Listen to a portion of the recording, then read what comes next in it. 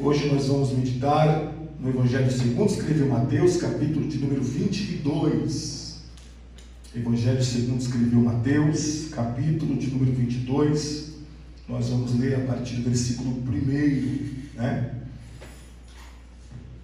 Aqui fala sobre a parábola das vestes nupciais.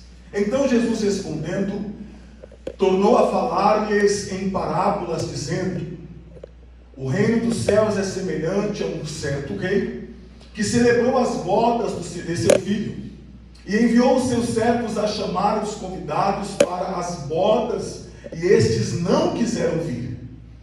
Depois enviou outros servos, dizendo: dizei aos convidados: eis que tenho o meu jantar preparado, os meus bois e cevados já mortos, e tudo já pronto, vinde às bodas. Eles, porém, não fazendo caso, foram um para o seu campo e outro para o seu negócio. E os outros, apoderando-se dos servos, os ultrajaram e mataram.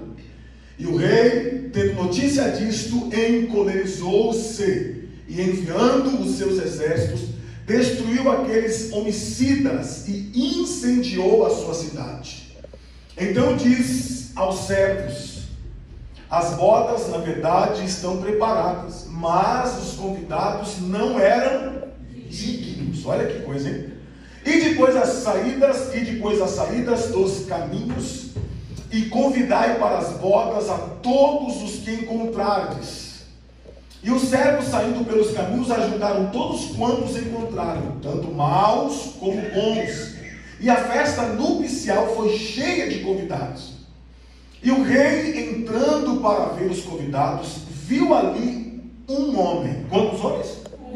Uma pessoa. Uma pessoa só. Uma.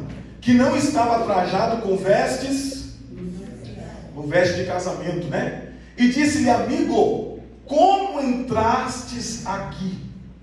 Já é assustador ver que ele entrou, né? Já é assustador ver que ele entrou lá. Mas ele entrou. O texto está dizendo que ele entrou.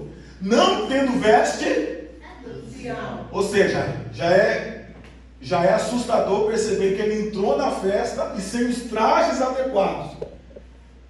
Quer dizer, nós temos dois problemas aqui: o problema dele ter entrado e não estar com a veste apropriada. E ele emudeceu, se calou. Disse então o rei aos servos: amarrai-o de pés e mãos, levai-o e lançai-o nas trevas exteriores. Ali haverá pranto e ranger de dentes. E versículo 14: porque muitos são chamados, mas poucos o quê? Escolhidos. Essa parábola é interessante porque ela se divide em duas partes. Ela fala de dois povos aqui. Você perceberá isso no decorrer da parábola, porque Jesus ele está falando a judeus, mas em determinado momento ele faz uma aplicação que se dá aos gentios. E aí a gente vai falar um pouquinho de uma forma, eu vou trabalhar aqui um pouco versículos por versículos, para a gente poder ter uma compreensão melhor sobre esta parábola. Mas antes de falar sobre essa parábola, no decorrer dela, no discorrer dela, melhor dizendo, é importante a gente saber, coloca para mim o versículo 1, por favor, novamente.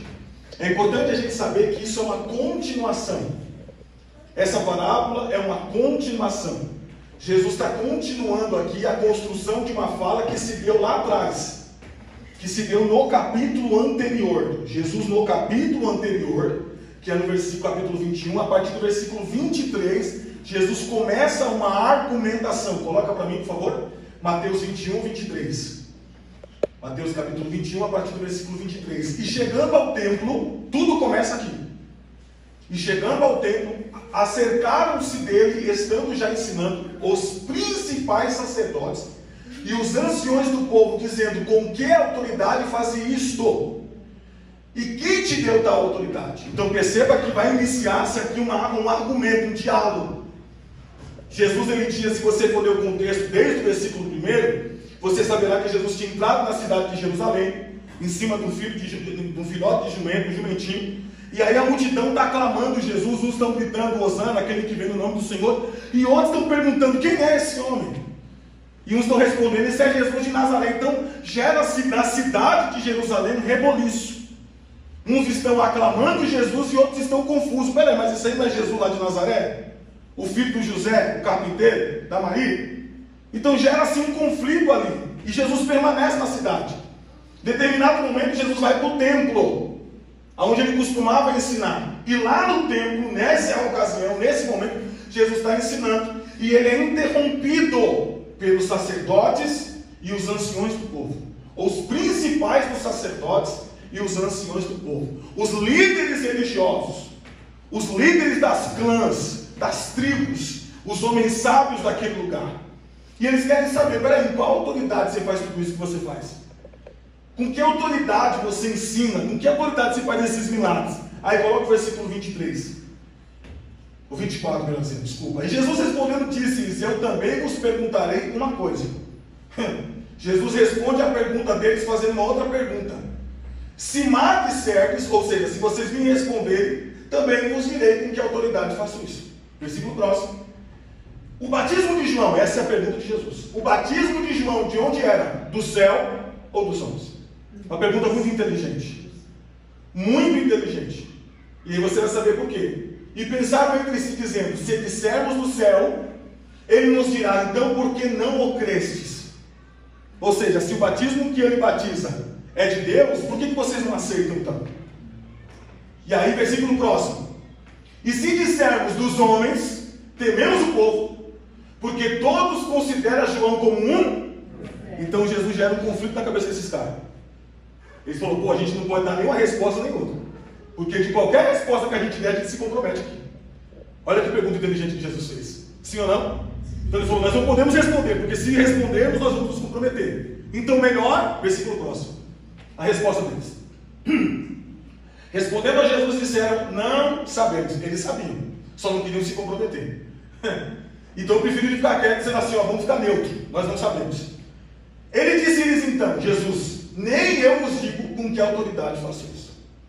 Aí Jesus aqui, se você colocar o versículo próximo, mas que vos parece um homem, ou seja, aqui começa uma parábola. E você perceberá, quando você começar o capítulo 22, versículo 1, Jesus está na terceira parábola, porque Jesus vai botar duas parábolas até chegar nessa. Então é a continuação da construção de uma fala que começou no capítulo 21, versículo 23.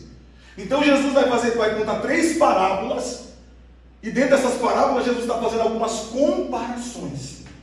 Jesus está comparando coisas terrenas com coisas celestiais. Jesus está fazendo algumas comparações, e nessas comparações que Jesus está fazendo, primeiramente Jesus está associando aquela parábola àqueles homens. Então aqui há um peso muito grande daquilo que Jesus está falando. Porque Jesus começa a falar com os judeus. Jesus começa a falar com os judeus, independente de ser sacerdotes, anciões, e Jesus está falando com os judeus. E qual é a importância disso, pastor?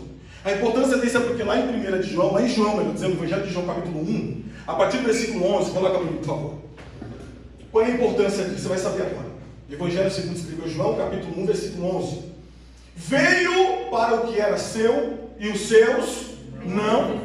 Então essa é a implicação do texto. Essa é a implicação. Lá no versículo 23 eles estão perguntando, peraí, com que autoridade você faz isso? Ou seja, eles não aceitavam Jesus como Messias. Eles não aceitavam Jesus como Salvador, como Remidor de Israel. Então Jesus veio para os seus, mas os seus o... Volta lá no texto, por favor. Mateus 23, ou Mateus 22, 1. 22, 1. Então Jesus respondendo, tornou a falar-lhes em parábola, dizendo, versículo 2: o reino dos céus é semelhante a um certo rei que celebrou as bodas de seu filho, e enviou os seus servos a chamar os convidados para as bodas, e estes não quiseram. Para por aí um pouquinho. Quando Jesus usa essa argumentação, ele está falando de todos os profetas do Antigo Testamento. Porque os servos vieram anunciando, sim ou não? Quando você lê o Antigo Testamento, que você vai nos textos proféticos, você saberá, por exemplo, como Isaías, que é considerado o profeta messiânico, que mais profetizou sobre a vida de Jesus, sobre a vida do Messias, e outros tantos profetas que foram anunciando, que chegaria esse momento, que chegaria essa hora, que chegaria esse momento, essa hora. Então eles vieram anunciando. Só que quando Jesus aparece, eles não querem, eles não aceitam. Eles não querem participar dessa festa, eles não querem participar desse momento. Versículo 4. Depois enviou outros servos, dizendo: dizei aos convidados: eis que tenho o meu jantar preparado, os meus bois e cevados, já mortos, e tudo já pronto. Vinde as. Perceba uma coisa: na fala de Jesus, não será preparado um banquete, o banquete já está pronto. Coloca para mim Provérbios, capítulo de número 9. Irmão, tudo que você vai ver no céu já foi preparado antes da fundação do mundo. Olha o que diz aqui Provérbios 9. Deixa eu ver se eu trouxe isso. Eu vou ler do 1 ao 6. A sabedoria já edificou a sua casa, já lavrou as suas 7 colunas. Versículo próximo. Já abateu os seus animais e misturou o seu vinho, e já preparou a sua. Olha lá, versículo. Já ordenou as suas criadas, e está convidando desde as alturas da cidade, dizendo o quê? Quem é simples, volte-se para cá. Aos faltos de senso diz, versículo próximo: vinde, comei do meu pão, e bebei do vinho que tenho misturado. Versículo 6 agora. Deixai os insensatos e vivei, e andai pelo caminho do entendi. Então, desde a antiguidade, esse banquete já está pronto. Desde a antiguidade, irmão, as bodas do cordeiro já estão prontas. Mas os judeus não entenderam isso. Eles não compreenderam isso. Eles não entenderam o dia da visitação. Eles não compreenderam o dia da visitação. Volta lá para o texto, por favor. Capítulo 22, versículo 4. Vamos para o versículo 5 agora. Eles, porém, não fizeram caso. Não fizeram caso. Põe para mim, depois eu volto o versículo 5 aqui. Põe para mim Isaías 53. Isaías 53. Porque aquilo que é apresentado em Isaías 53 está se referindo a esse povo aqui, dessa geração. Porque foram eles que presenciaram tudo isso aqui. Quem deu crédito para a nossa pregação? E a quem se manifestou o braço do Senhor? Porque foi subindo como renovo perante ele, como raiz de uma terra seca, não tinha beleza nem formosura, e olhando nós para ele, não havia boa aparência nele para que o ou seja, eles não eram o homem que eles esperavam. Eles esperavam um rei que assumisse uma liderança política, uma liderança militar, e livrasse eles do jugo romano. E aí eles veem um homem simples de Nazaré. Um homem simples de Nazaré. Não, esse homem não é o rei. Esse homem não é da linhagem de Judá. Esse homem não é. Ele não é filho de Davi, não é possível. Esse homem, simples desse jeito, não pode ser ele. Mas era ele. Aleluia. Era ele. Olha, mas eles não viam nele beleza alguma para que o versículo próximo. Era desprezado e mais rejeitado entre os homens. Homem de dores, experimentado os sofrimentos, e como um de quem os homens escondiam o rosto. Era desprezado e não fizemos dele caso. Versículo próximo. Verdadeiramente ele tomou sobre si as nossas enfermidades e as nossas dores levou sobre si. Nós o reputamos por aflito, ferido de Deus e oprimido. Mas ele foi ferido por causa das nossas transgressões e moído por causa das nossas iniquidades. O castigo que nos traz a paz estava sobre ele, pelas suas pisaduras fomos. É bom lembrar a vocês que Isaías está falando com o povo de Israel.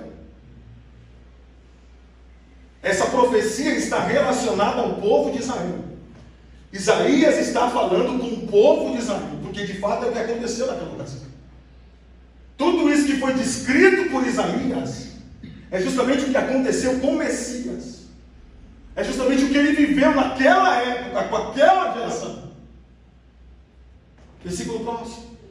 Todos nós andávamos desgarrados como ovelhas, cada um se desviava pelo seu caminho, mas o Senhor fez cair sobre ele a iniquidade de nós. Versículo próximo.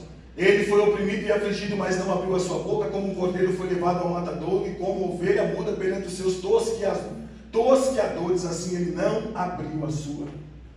Vê o 8 agora.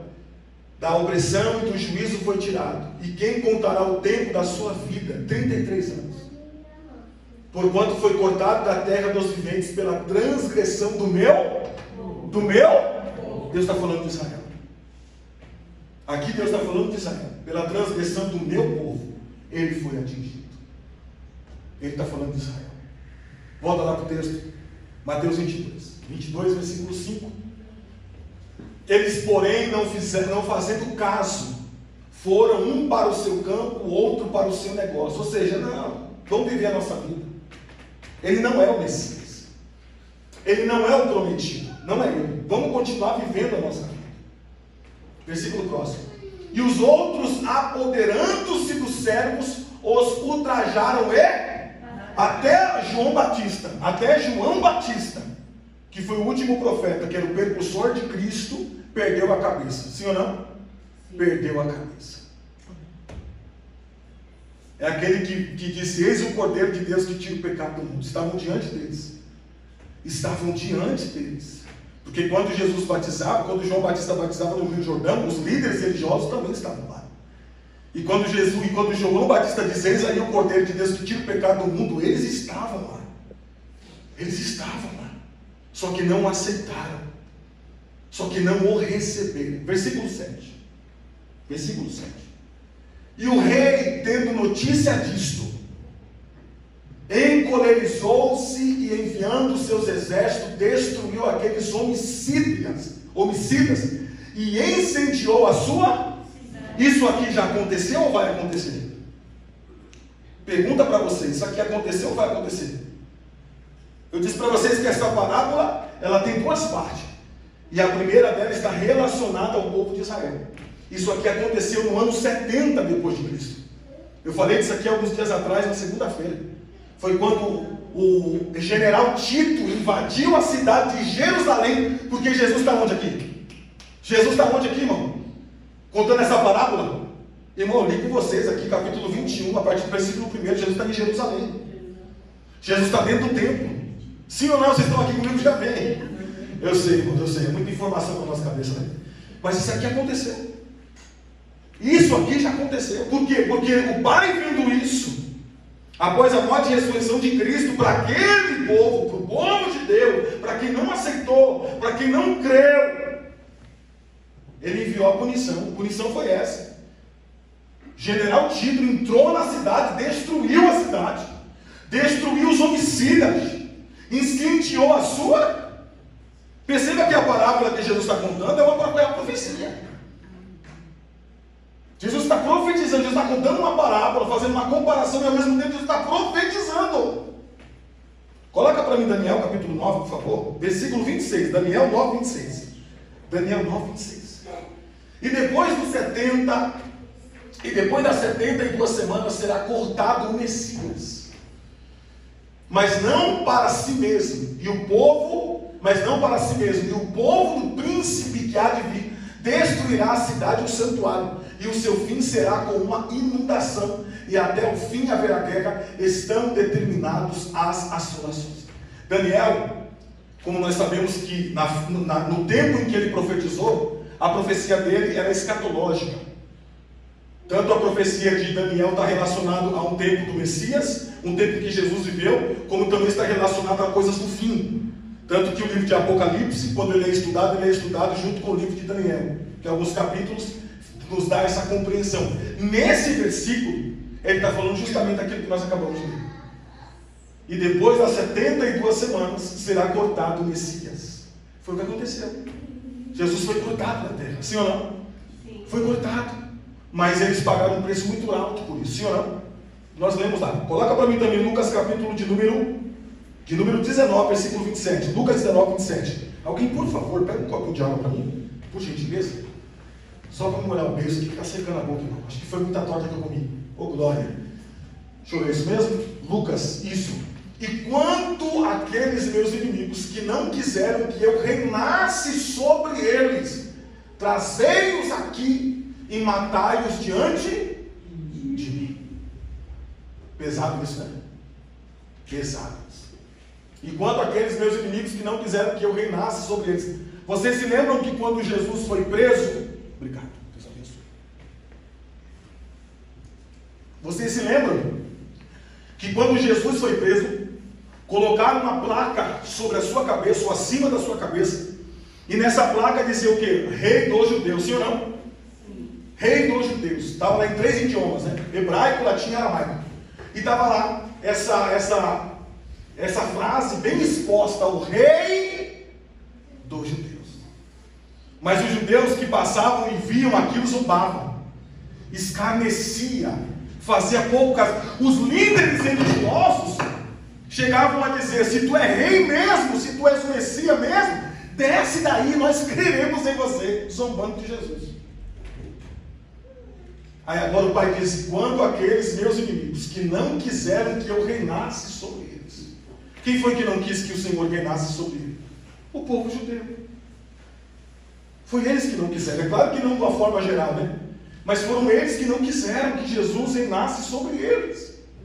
Não foi eles que quiseram que Jesus reinasse. Volta lá para o texto, por favor. Mateus 21, versículo 8. Mateus 22, desculpa. Mateus 22, 8. 22, isso. Então diz aos cegos: as bodas na verdade estão preparadas, mas os convidados não eram dignos. Rapaz, quando eu li esse versículo, eu estava fazendo esse esboço aqui, estava fazendo preparando esse estudo. Quando eu li esse versículo, isso me intrigou. Eu falei: nossa, não eram dignos. Eu falei: meu Deus, mas como interpretar isso aqui, que não eram dignos? Coloca Mateus 10, 11. Mateus capítulo 10, versículo 11. E em qualquer cidade ou aldeia em que entrares, procurais saber quem nela seja digno, e hospedai-vos aí, até que vos retireis. Versículo 12. E quando entrares em alguma casa, saudai-a. Versículo 13. E se a casa for digna, olha o digno de novo ali, desça sobre ela a vossa paz. Mas se não for digna, torne para vós a vossa paz. Meu Deus, como é que eu entendo isso aqui? O que Jesus está falando aqui, irmãos? Quem é, no caso, que é digno e quem é que não é digno? Sendo que Jesus veio para morrer por todos, sim ou não? Sim. Vocês acreditam que Jesus veio para morrer por qualquer ser humano? Sim. Então como entender isso aqui? Ou se Jesus veio para morrer por todos nós, então quem é digno e quem não é? Coloca para mim Atos dos Apóstolos, capítulo 13, versículo 46. Quem o rejeitou? Exatamente. Quem o rejeitou? Mas Paulo e Barnabé, usando de ousadia, disseram: é mister que a vós se vos pregasse primeiro a palavra de Deus, mas visto que há, não é digno. Não é digno. E agora fez, irmão.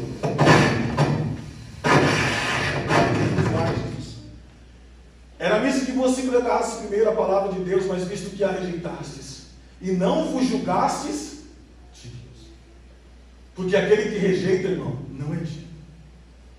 Não é digno. Da vida, não é digno. Não é digno da vida eterna. Irmãos, se todo ser humano tivesse a compreensão dessa, meu Deus do céu, acho que vou desligar esse negócio aqui, porque eis que vos voltamos para os gentios. Olha que Paulo está falando dos judeus. Olha que o apóstolo Paulo está se referindo aos judeus. Olha, ele veio para vocês, mas vocês os rejeitou. E por ter rejeitado, não são mais dignos. Olha como isso é pesado. Coloca para mim João 3,16 aí, 16, para a gente entender esse negócio mais profundo. Porque Deus amou o mundo de tal maneira que deu o seu Filho unigênito, para que todo aquele que nele crê não, mas tenha a vida. Então perceba que quem crê nele torna-se, diga, digno. Digno.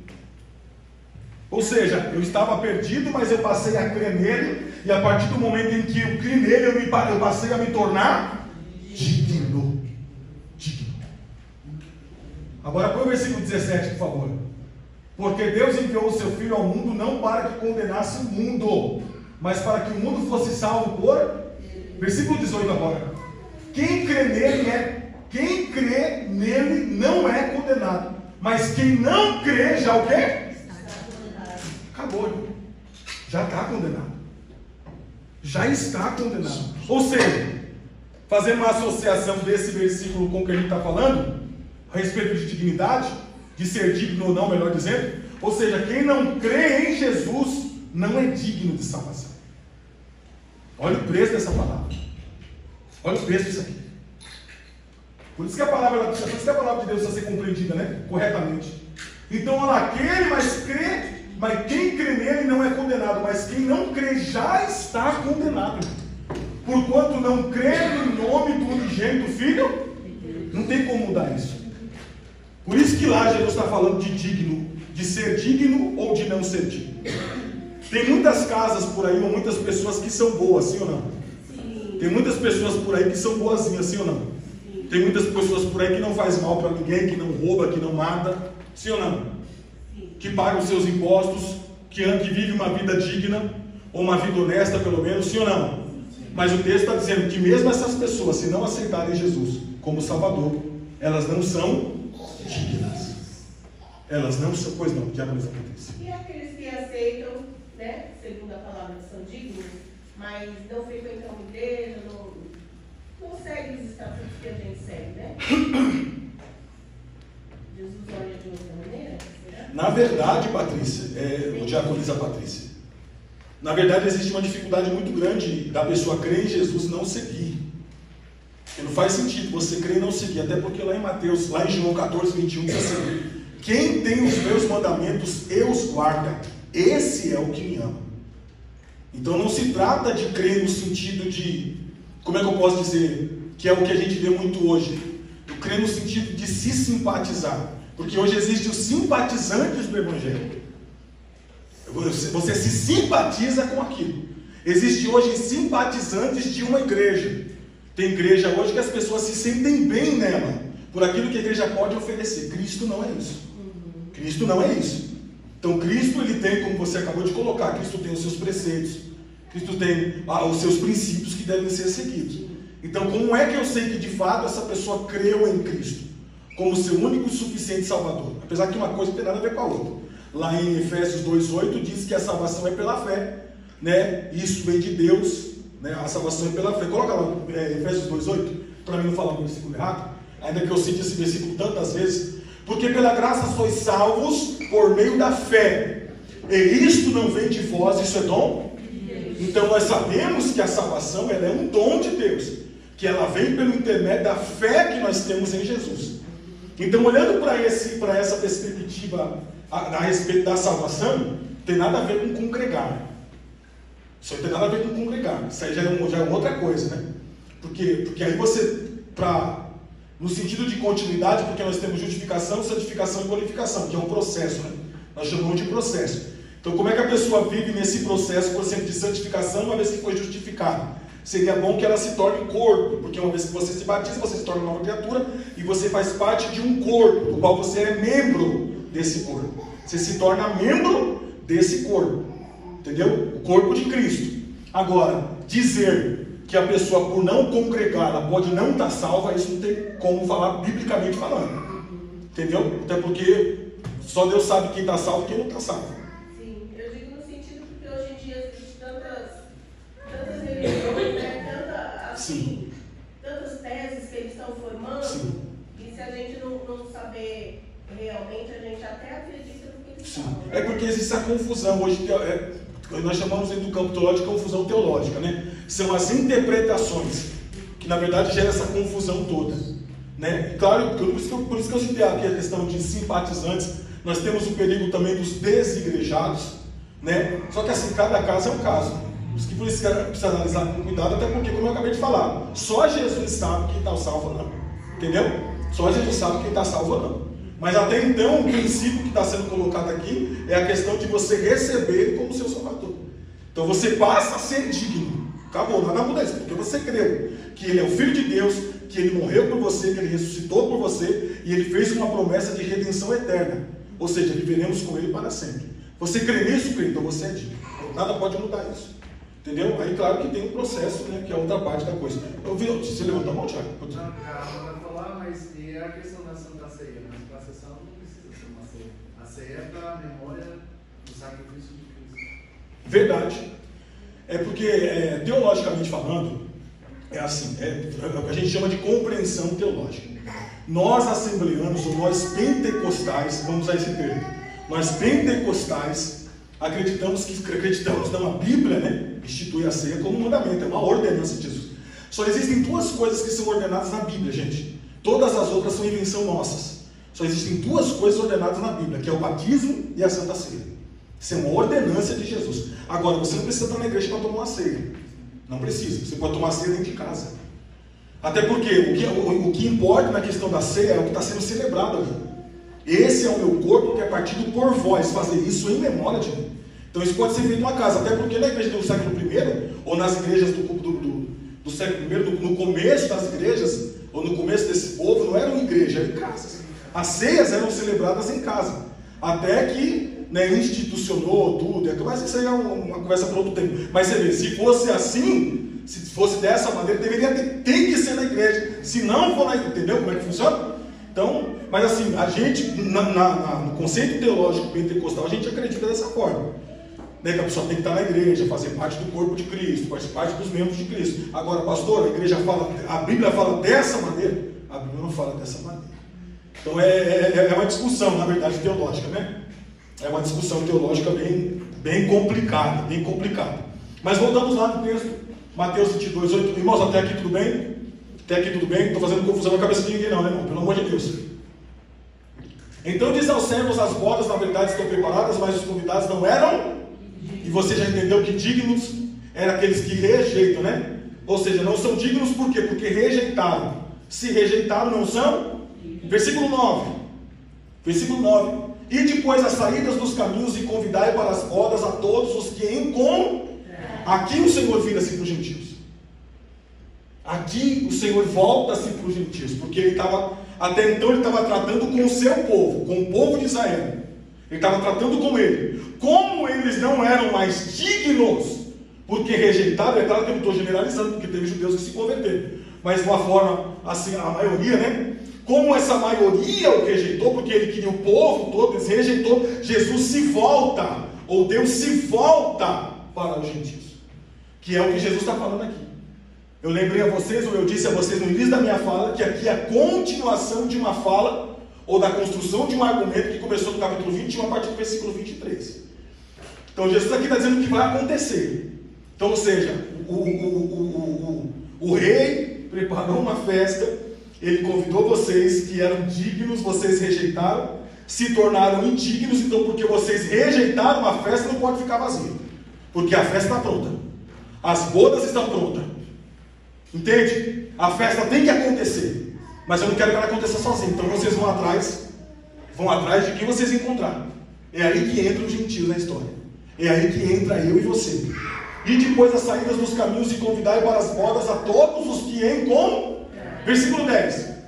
E os servos saindo pelos caminhos ajudaram todos quantos encontraram, tanto maus como bons. E a festa nupcial foi cheia de convite, porque ele junta bons e maus, sim ou não? Fala a verdade, irmão, você era mau antes de Cristo, sim ou não? Tem pessoas que tiveram o privilégio de crescer em berço evangélico, sim ou não? Tem pessoas que tiveram o privilégio de crescer em um bom lar, sim ou não? Mas tem pessoas que vieram de uma vida terrível, sim ou não, irmãos? Tem pessoas que vieram de uma vida desgraçada, sim ou não, irmão? Eram maus. Então tem aqueles que são bons porque tem pessoas que eram religiosas. Tem pessoas que às vezes você vai conversar, a pessoa vem do catolicismo, a pessoa vem do espiritismo. Estou dando esses exemplos porque são pessoas que praticavam boas obras. Não eram pessoas más.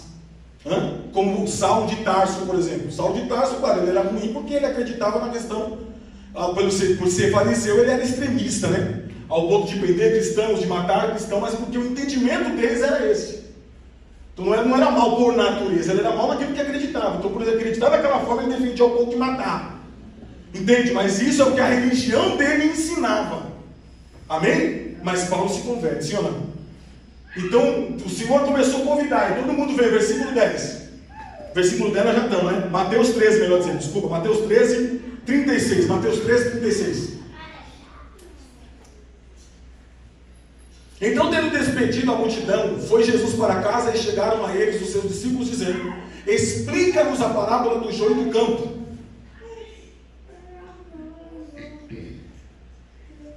ver aqui se eu coloquei o versículo 7, não. Versículo 11. Não, desculpa, irmão. Capítulo 11. Não, é isso mesmo. É isso mesmo, vigila. É isso mesmo, capítulo 3, versículo 36. Versículo próximo.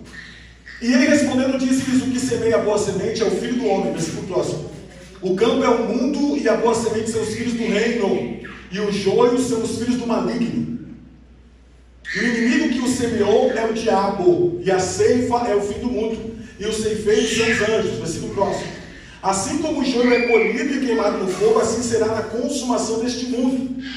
Mandará o Filho do Homem os seus anjos, e eles colherão do seu reino tudo o que causa escândalo e os que cometem iniquidade.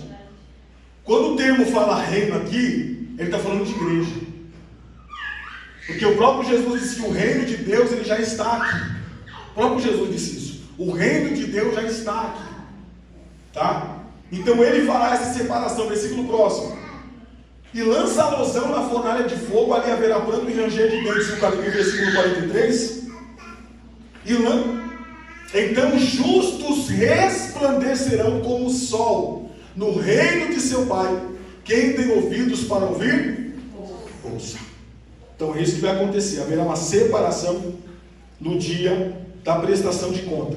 Volta lá para o texto, agora eu vou correr um pouquinho, que a hora já está dando. Mateus capítulo, versículo 11. E o rei, entrando para ver os convidados, viu ali um homem que não estava trajado com vestes nupciais, ou veste de casamento. Você sabe que essa veste nupcial é a veste que toda noiva usa quando vai casar. Você sabe disso, né?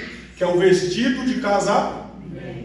Na maioria, irmão, pelo menos nosso costume cultural, qual é a cor desse vestido? É branco, né? É branco, sim ou não? Alguma vez na sua vida você já viu uma noiva entrar com um vestido manchado? Não. Já, irmão? Não? Por quê? Dentro de um conceito. Você preparou o dia inteiro para entrar com o vestido manchado. Faz sentido? Faz sentido. Não é coerente, sim ou não? Não é bonito, sim ou não? Sai mal na foto, sim ou não? Hã? E aí Jesus compara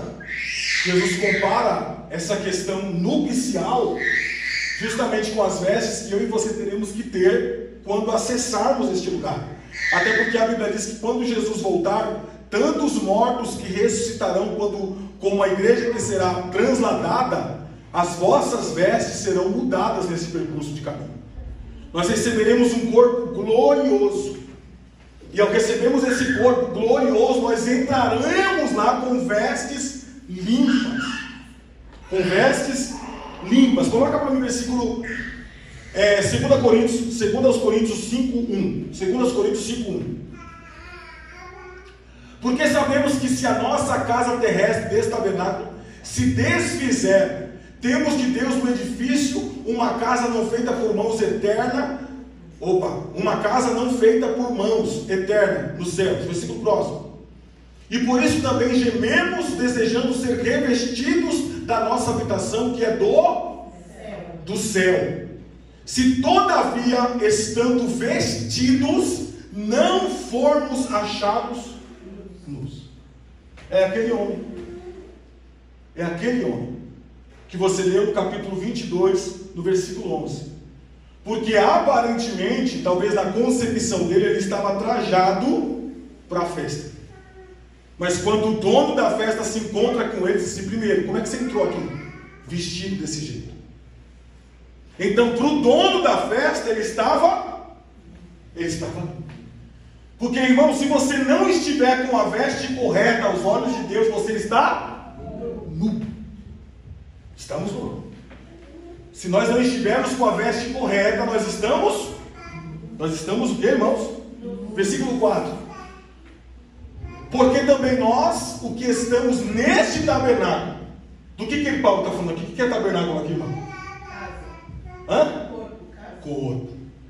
Quando você vê falar de casa, comparação casa, tabernáculo, está falando do corpo. É claro que, dependendo do contexto, né? Tem contexto que é tabernáculo mesmo em casa. Mas aqui, porque também nós, os que estamos nesse tabernáculo, está falando do corpo. Gememos carregados, não porque queremos ser despidos, mas o quê? revestidos, para que o mortal seja absorvido pela vida. Entende isso aqui, irmão? Então é esse revestimento, né? Com essa vestimenta, Efésios 4:23. Efésios 4:23, para a gente compreender melhor. E vos renoveis no espírito da vossa mente. E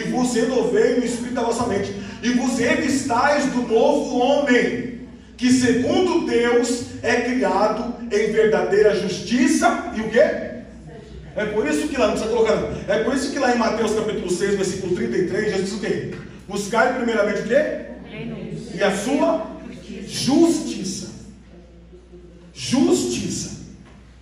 Porque no reino de Deus a gente vive uma vida de práticas de justiça, irmão. Práticas de justiça. Então está dizendo aqui, vos revistais do novo homem, que segundo Deus é criado em verdadeira justiça. É verdadeira justiça. E santidade. Santidade. Volta lá para a gente no versículo 12. Então, irmão, a santidade cristã é oposta aos costumes dos gentios. E disse-lhe, amigo, como entrastes aqui, não tendo veste nupcial? Essa pergunta que ele faz parece até da forma em que ela é feita, pelo menos na minha leitura, essa fala dele até é uma fala de surpresa. Puxa vida, peraí, como é que você conseguiu entrar aqui, meu? Como é que você conseguiu entrar aqui? Sendo que você não está vestido da forma adequada. Tem negócio de quadra, não tem que jogar bola aqui. Adequada, né? Como é que você conseguiu acessar esse lugar? Agora, o que fica para a gente pensar aqui é isso, irmão. A pessoa pode até acessar esse lugar, o que ela não vai conseguir é permanecer nele. Porque olha aí, o dono da casa viu. Olha aí. O dono da casa viu. Está vendo aí? A pessoa até conseguiu entrar lá, mas não conseguiu permanecer. Olha aí. Por quê? Porque o dono da casa viu. E quando o dono da casa viu, ele viu, peraí, você não está com as roupas adequadas, com a veste adequada. Mas você conseguiu entrar, né? Conseguiu ou não conseguiu, irmão? Conseguiu entrar. Coloca para mim aí Colossenses 3:10. Falando de vestes ainda. E vos vestistes do novo, que se renova para o conhecimento, segundo a imagem daquele que o criou. Versículo 11. Onde não há grego nem judeu, circuncisão nem incircuncisão, bárbaro, cita, servo ou livre, mas Cristo é tudo em todos. Versículo 12. Revesti-vos, pois, como eleitos de Deus, santos e amados. Aqui, irmãos, está justamente as características. Aqui, essas são as características de quem está vestido e vestida adequadamente para entrar lá. Está aqui, Que talvez você deve estar perguntando, pastor, você falou tanto de veste, mas o que isso significa? Está aí o texto. Então, o que é se revestir dessa veste, pastor? Que veste é essa que eu devo vestir, que é adequada aos olhos de Deus, para que eu possa acessar esse lugar, entrar nesse lugar e permanecer nele? Está aí, Primeiro, misericórdia. Porque não adianta ser religioso e não ser misericordioso, irmão. Adianta? Adianta, irmão? Não adianta você ser religioso e não ser misericordioso. Não adianta você pertencer a uma igreja evangélica, você participar, como foi falado aqui, participar da ceia, participar do departamento, ter um cargo, uma posição, ter um título, uma carteirinha, se você não tiver entranhas de misericórdia. O que mais? Benignidade. O que mais, pastor? Humildade. O que mais, pastor? Mansidão. Meu Deus, agora pegou, hein? Porque ser manso hoje não é fácil não, irmão. Até Moisés, que naquela época era considerado o homem mais manso daquela época, irmão. Ciro. Sim ou não, irmão? Deus falou para ele falar com a roda, Deus desceu o cacete da onde, irmão? Imagine aí você hoje. Longanimidade. Irmão, isso aqui são os requisitos que eu e você precisamos ter. Que quando fala de veste aqui, não está falando de veste natural, não. Amém, irmão? Porque às vezes a gente muda de roupa por fora, mas por dentro continua a mesma coisa. Sim ou não, igreja? Sim ou não? Às vezes você muda o traje por fora, irmão, mas por dentro não mudou. Entende, irmão? A gravidade disso aí? E hoje em dia a gente vê as igrejas fazendo tanta questão, e por favor, pelo amor de Deus, está gravando aqui, né? Mas por favor, irmão, não estou atacando, não. Mas não é. Às vezes a gente faz tanta questão do estereótipo, né? Do exterior, daquela coisa do lado de fora, mas por dentro, irmão, está faltando isso aí, ó. E é disso aqui que eu preciso me revestir. São essas vestes de louvor que eu preciso vestir se eu quero acessar esse lugar e permanecer nele. Porque você viu lá que o homem entrou, sim ou não? Agora ele ficou lá? Não ficou não, porque quando Jesus olhou para ele, falou: rapaz, essa veste aí está por fora, hein? Ou seja, lá na terra você não se revestiu de misericórdia, você não se revestiu de benignidade, você não se revestiu de humildade, você não se revestiu de mansidão, você não se revestiu de longanimidade, você não se revestiu dessas coisas. Ou seja, você está nu. Você está nu. Quem está entendendo, diga amém. Amém. Ou seja, você está nu, irmão. Hã? Você está nu. Eu acho que, deixa eu lembrar agora aqui, se eu não vou conseguir lembrar não, eu não marquei aqui, mas tem uma passagem bíblica, não sei se está em Mateus, que Jesus fala: eu tive fome e não me deste de comer. Cadê? Onde está? Onde é que está, irmão? Se você procurar no Google mais rápido do que eu, você vai achar aí. Se você colocar só assim, ó, tive fome e não me deste de comer, já vai abrir um texto para você aí agora. Quem acha? Quem achou?